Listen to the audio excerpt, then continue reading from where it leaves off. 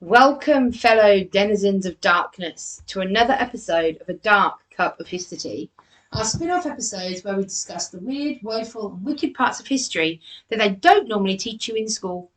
Now we know we're a little late, and for that we apologise. Following our return from Amsterdam, I had a personal issue that I unfortunately had to deal with, but all is now getting back on track, and we are here to spread the spooky. Ooh. We have some videos and snippets to put up on our social media about our trip, which is on Cover History and your individual TikTok. I haven't done mine yet. It's fine. They'll be on our TikTok and our Instagram. We should probably go to Facebook. So yeah, A Cup of History on all of our socials to see all different videos, vlogs, pictures of our trip. Yeah. It was a great time and very enlightening. Though we're still trying to figure out how she got so much string in there. Yeah. I mind blown. I don't know. But we want to say thank you to the citizens of Amsterdam for being so welcoming to us. We may do a more in-depth episode at some point about the city herself and how she came to be what we now see and enjoy. And our next episode is going to be about and arguably one of her most famous citizens. So follow from a definite... What am I saying? I am saying words. No. And following from a definitely thought-provoking must-see part of our tour. Anne Frank. So follow us and subscribe not to miss that one.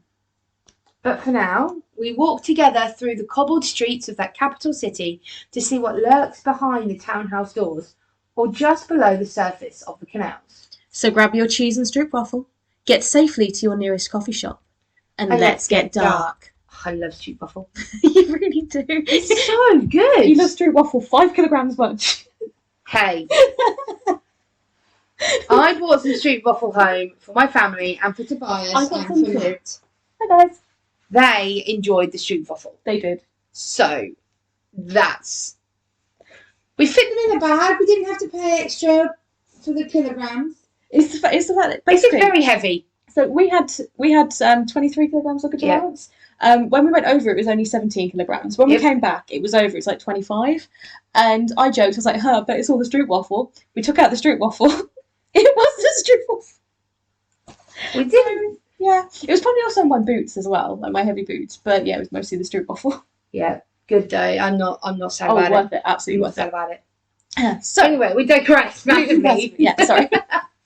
So, firstly, we apologise in advance for any Dutch names we may mispronounce. I will mispronounce. I have done as much research as possible about the pronunciations, and we will do our best, so please bear with us. I will try. We thought it would be a good start to give a very, very brief overview of the history of Amsterdam to start our tale. Amsterdam, meaning the dam on the river Amstel. Amsterdam, is the capital city of the Netherlands, located in the province of North Holland. It is the most populous city in the country and is designated UNESCO World Heritage Site because of its history and large number of beautiful canals. It started life as a small fishing village that sprung up around a dam constructed to ward against the regular flooding of the powerful Amstel River. Archaeological remains have been found to indicate settlements there as back as 3,000 years ago. It's believed that the initial settlements may have been seasonal due to the issues sorry, losing my voice there, due to the issues around flooding, a situation that did not change until the dam was built to control the flow of water. Following on an incident known as All Saints' Flood of 1170, where the North Sea flooded large areas of land, including washing away the Creeler woods, and the settlement known as a rotter. A connection between the Amstel area and the sea was opened, making it more attractive as a permanent settlement for fishermen and traders. The dam was constructed in the late 1200s to better control the water, and eventually the settlement grew to be known as Amsterdam or Amsterdam, under the see of the Bishop of Utrecht. It was created as a city in the early 1300s and continued to grow, joining the Hanseatic League and becoming a powerful trading port with independent links across the Baltic Sea as well as within the League. We've got to say it. The Hanseatic League was created here in King's Lynn. Yeah.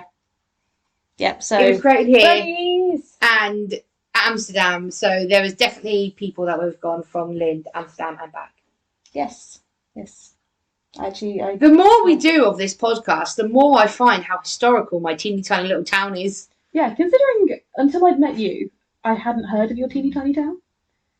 And yet it's Has pretty pretty much it has a lot here. It's got everything. Everything you need, including us. Definitely. Through changes in monarchy, conflicts, plague, and reformation, the city has continued to thrive, becoming an important cultural and artistic centre, as well as a very popular tourist destination. But as with every city, there is a dark side. Let's take a closer look, shall we? Now, you think of Amsterdam, and let's be honest here, you're going to think of the red light district. Pretty much. They're famous for their open-minded and caring approach to the oldest profession in the world, prostitution. The red light district during the day is quiet and somewhat quaint. You can take a stroll along the canal, dip into one of the bars, Excalibur, and see the empty windows around. At night, it's a very different place. Vibrant, full of beautiful women and those seeking pleasure or a bit of enlightening fun. It also is full of spirits. And we don't just mean the cocktails at the Moulin Rouge. They were very good, though. They were good, to be fair. Walk down the red light district, heading towards Central Station, and you will see a small, unassuming side road with an interesting name, Spooksteeg, the Ghost Alley. This is one of the oldest parts of the city and has yet to let go of its past. In the 1700s, the Spooksteeg was home to a tanner, someone who worked with leather, who lived with his two daughters, Helena and Dina. Dina found love with a sailor, but it was not to be a happy love, and as her sister Helena was jealous, as she was also in love with said sailor. Poor Dana met an untimely end when she fell down the steps of the cellar to her family's tannery. The grief of her sister was called into question when Helena married the sailor that her sister had loved. It wasn't until later, on her deathbed in 1753, that Helena confessed. She'd thrown her sister down the stairs and killed her, making it look like an accident. A woman spurned in love will do anything, it seems. That's hardcore. After hearing her confession, the sailor cursed Helena's soul to roam in eternal restless misery, and his curse worked. If you wander down Spooksteeg at night, you will hear the screams of poor Dina as she falls to her death, followed by the tortured moans of her cursed sister. Follow the sounds, and you may just catch a glimpse of Helena wandering the alleyway towards the Zeedijk. Forever laminating the dark lengths she would go for love. I mean, love is love, but I would not push my sister down some stairs. Wait.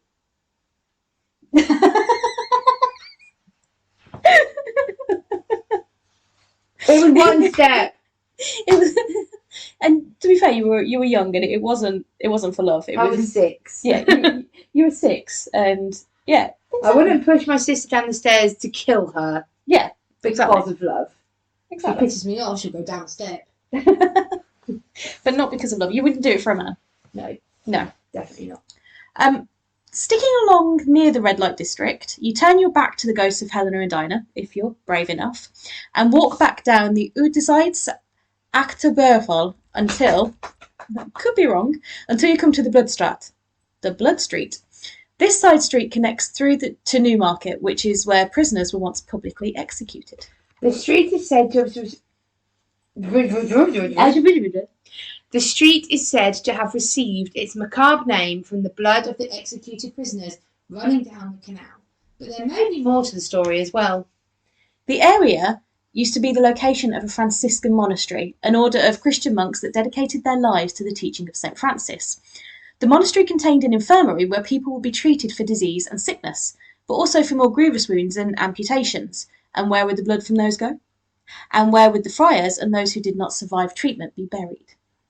During the late 1500s, a perfect storm of political and social unrest, as well as a famine, led to the bubbling up of religious reforms attempted by the Calvinists, Protestants who followed the theology of John Calvin. The Netherlands at that point were largely under the rule of the Habsburg Empire, controlled from their main seat in Catholic Spain. The Calvinist outburst caused the Habsburg leader, Philip II of Spain, to send one of his governors, Fernando Álvarez de Toledo y Pimentel. Oh, well done, Carrie. Thank you. The Duke of Alba. We'll call him Alba. Yes, please. At the head of a large army in 1567. Once there, Alba set up the Council of Troubles, composed of Dutch magnates and Spanish officials, and they set about enforcing adherence to Roman Catholic doctrine and condemning to imprisonment or death for heresy thousands without proper legal process or redress. This led to an ongoing conflict between the council and the Calvinists, resulting in the Netherlands revolting against Spain in 1568 to 1609. Eventually, the Council of Troubles was abolished by Philip II in 1574, but not before it gained an alternative moniker, the Council of Blood.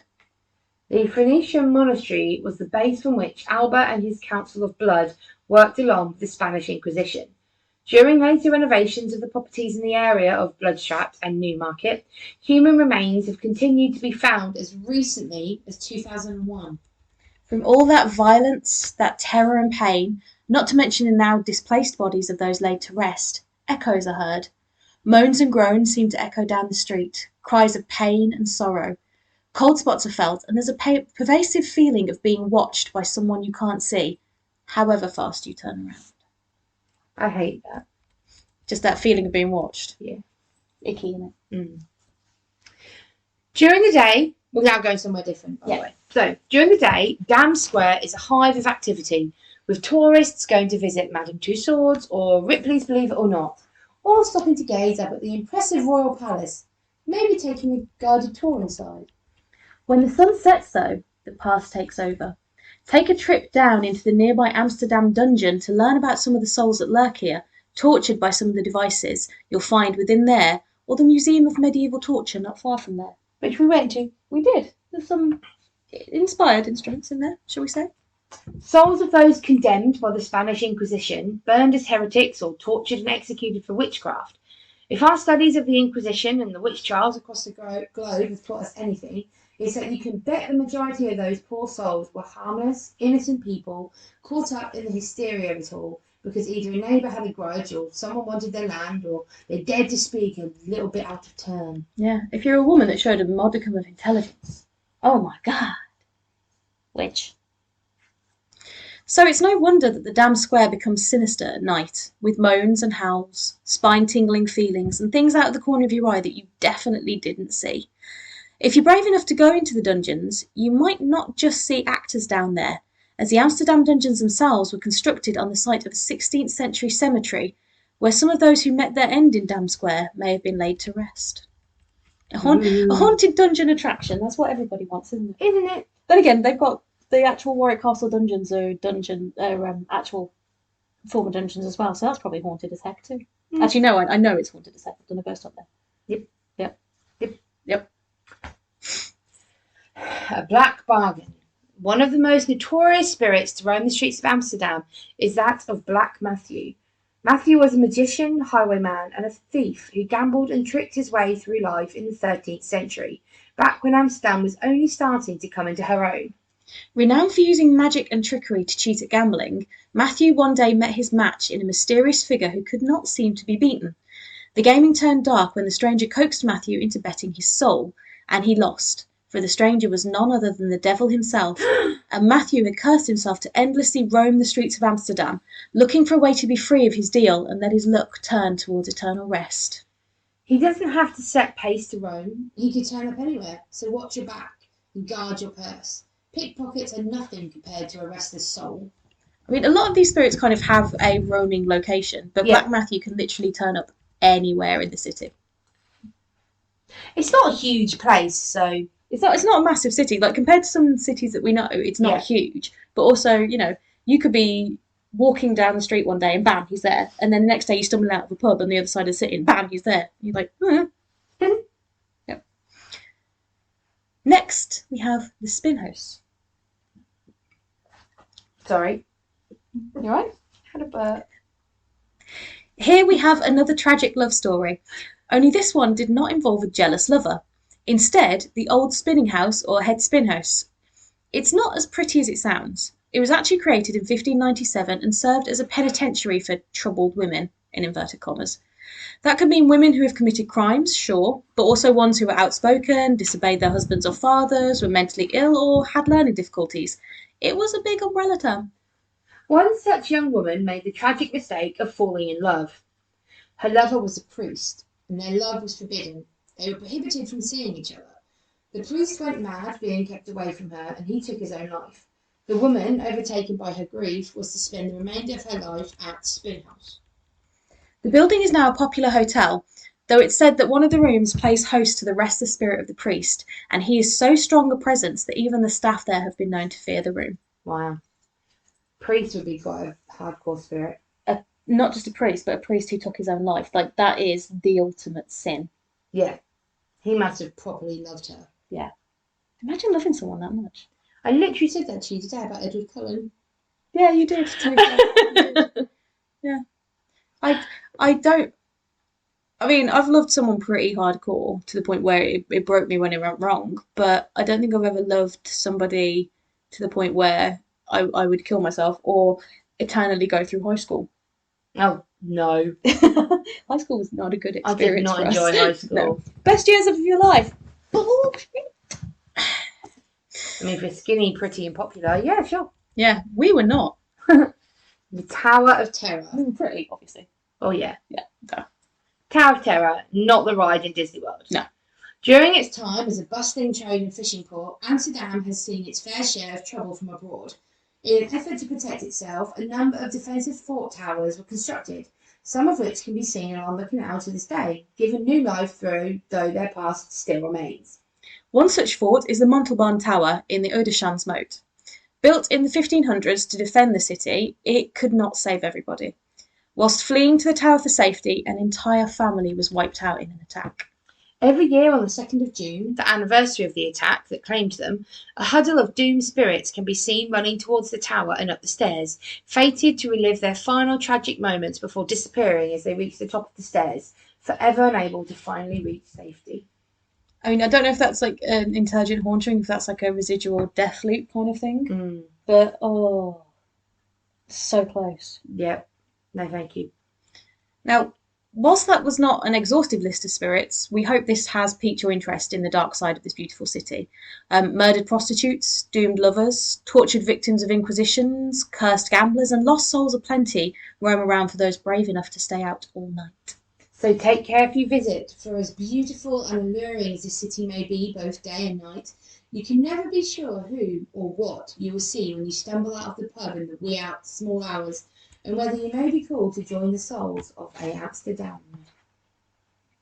I really appreciate the pun. I really do appreciate the pun. Yeah. Good. I mean, that wasn't a very long one, we'll admit, but yeah. What did you think of Amsterdam? I loved it. The first episode back. Yeah, it's our first one back from it. No, it's been back a month. Things happened. Life went a month ago. Tomorrow. Yeah, life happened.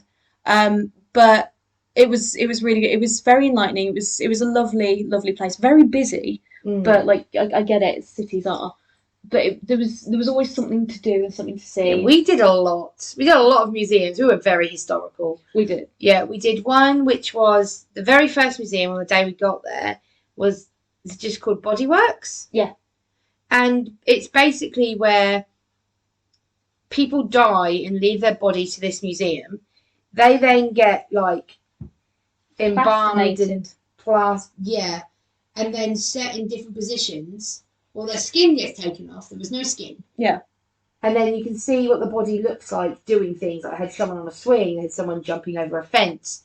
They had this one like torso of a man that was cut directly in half. Yeah. So you could see what the inside of someone looks. It's not always healthy people either. They've got like people with dementia and things. So they had like an Alzheimer's brain. They had a smoker's lung. Yep. They had someone with pancreatic cancer. And it was weird to see like a tumour. Yeah. Inside of an organ. But they put it next to a healthy one. Yeah. So you can see the difference. Mm-hmm. It was really, really interesting. Very nice. And it was all about that because they've got ones around the world. I think they've got different themes. That one was all about happiness. Mm-hmm. And it was really interesting. It was really cool. We recorded a lot. Some of the snippets of it is in our vlog, but we'll probably do a video just of each museum because we recorded a lot in each museum. Just collating all of our stuff. It's just getting around to it, to be honest with you, because like we literally come straight back into it, straight back to work. Yeah. So yeah, it's and then the next museum we went to was Anne Frank House, which we'll talk about in more detail next week in our Anne Frank episode. Mm-hmm. But we would definitely recommend going. Oh yeah, 100%. Like, that was the first thing we knew we wanted to do. And you can only book it 6 weeks before you're going. Yeah. So we had an alarm set on your phone and everything. So as soon as the 6th day, I was like, Carrie, tomorrow we can book Anne Frank. And we got it. Because my sisters went and didn't get it. Yeah. They left it too late. And then we did the Medieval Toiletry Museum, which we spoke about here. We did. I thought it was a good museum. Mm. I don't know whether it was better because we had just done other stuff that is legal in Amsterdam at the time.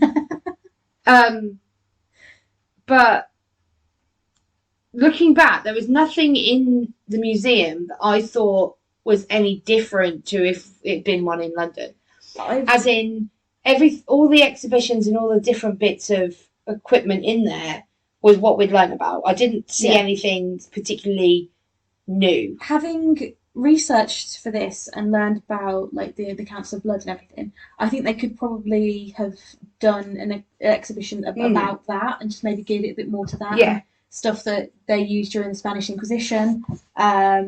It's they could have done that potentially. I mean, it was a good museum. Yeah, and some of the stuff but had in we there were was on like, our own as well. We had the entire run of the museum, and thinking about it now, we must have sounded insane because if you remember, we went from each plaque and read out loud to each other what it was, like in its entirety around this entire museum. I mean, the CCTV would have been great.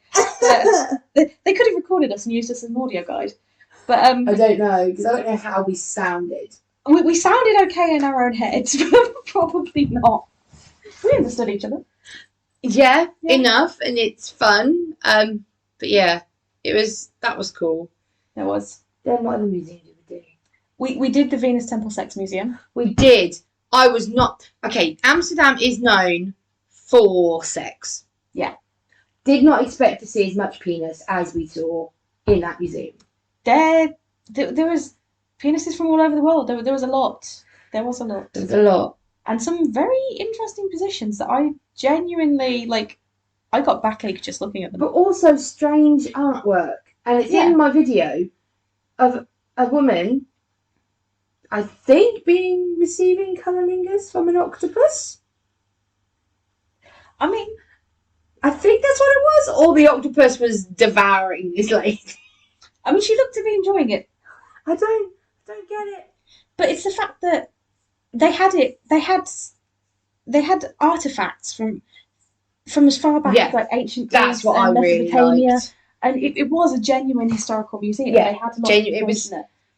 And it shows how prevalent this kind of... And there were Greek... there's a special name for them, I can't remember which one it is. It's like the terracotta pottery with the black painting on it. My brain's blanked on it now. But there's images of that, and you look at it and you know exactly what is going on in that picture. Mm-hmm. A couple of thousand years have passed, but you know what they're doing. Yeah, this might sound really cliche, but sex is like the international language that everyone knows. You don't need to... whatever language you speak at all, everyone... sex is like universal. No. And that was what I really kind of liked about the museum. Seeing the Greek, the Romans, and then through from like 1500s to kind of now. Yeah. It hasn't really changed.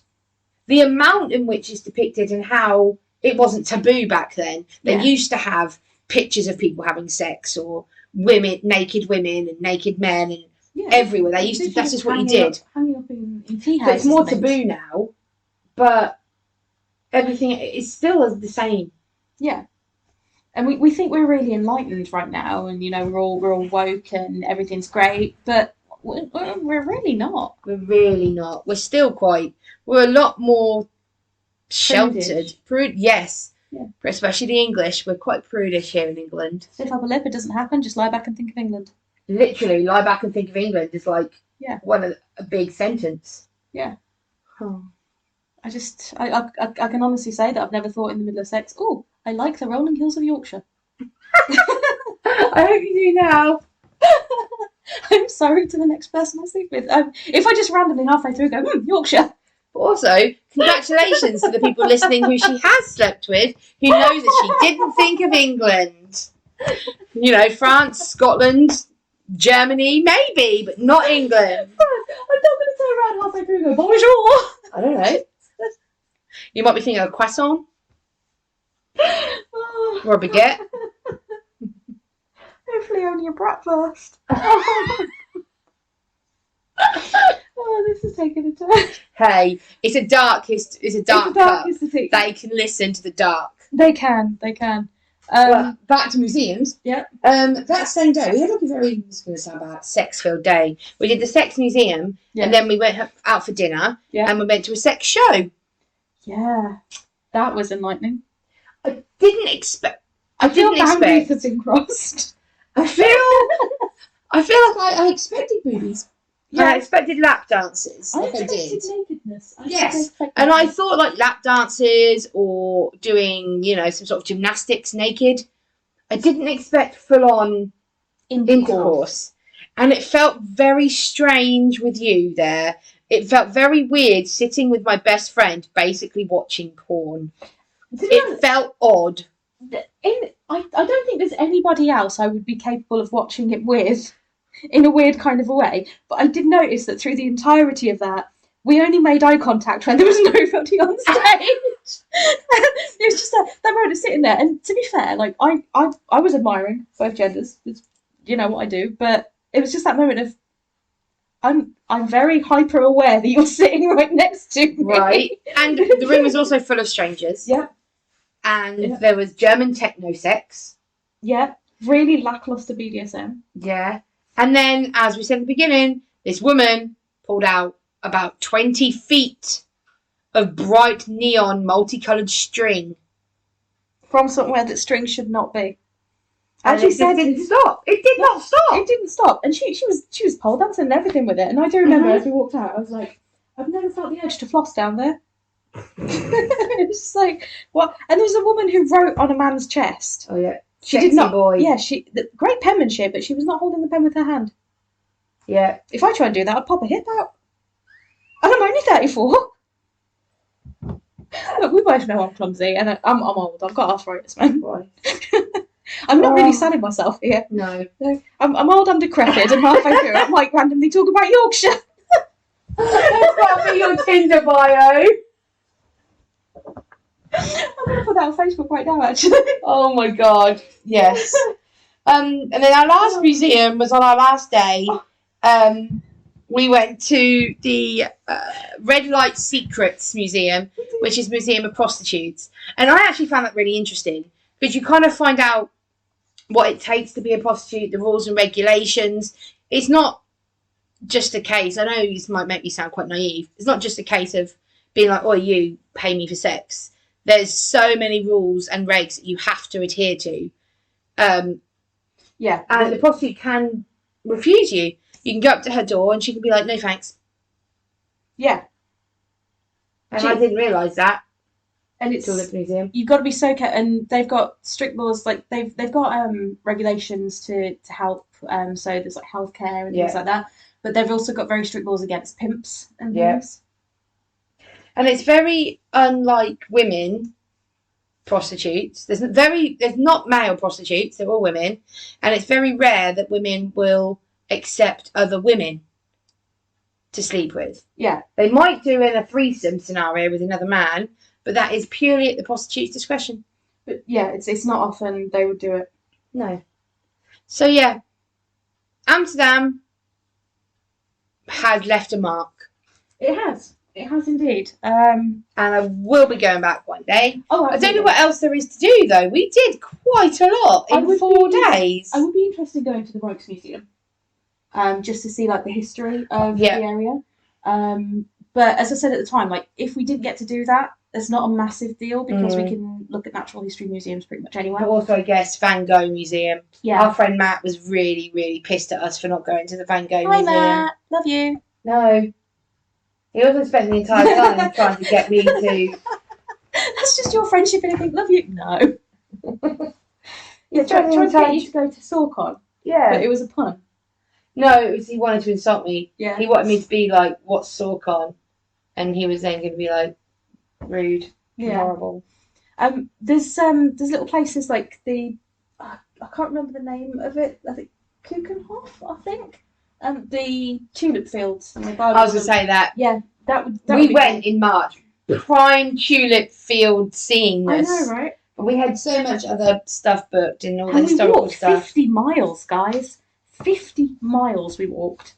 I have to do double that in 5 days. Yes. Should we plug that?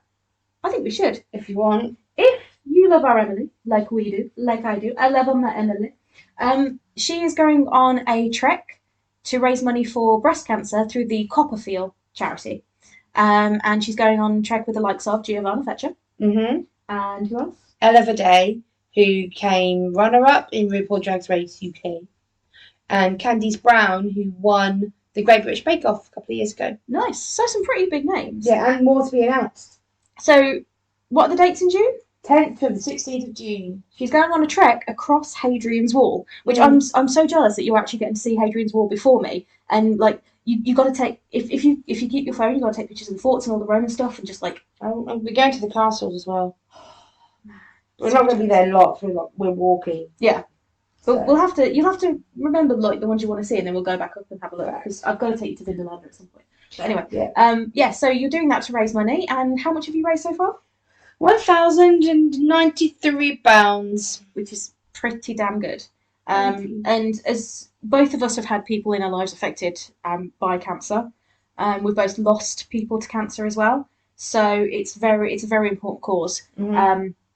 So we'll put the links on our webpage. If you can support her, great. If not, just give some words of encouragement. Yeah. And we will keep updating you as she walks along. So I'll be in charge of socials that week. Yeah. So whilst Em is trekking, I shall be typing. And I couldn't find a word that rhymed with trekking. But so we'll keep you updated on it. And remember, it's important. Check yourself. Yes. So check it whether you think that, like every month. So if there's a change, you are aware. And not just women too. Men can get breast cancer. 400 men a year get diagnosed with breast cancer. Exactly. So check yourself before you wreck yourself. That actually kind of works. I'll let you have that one. Yeah. We've rambled on now for 15 minutes. I'm going to let you go now.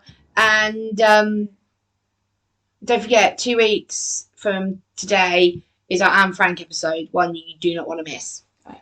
Thank you so much for listening. Take care. Bye. Where's the button?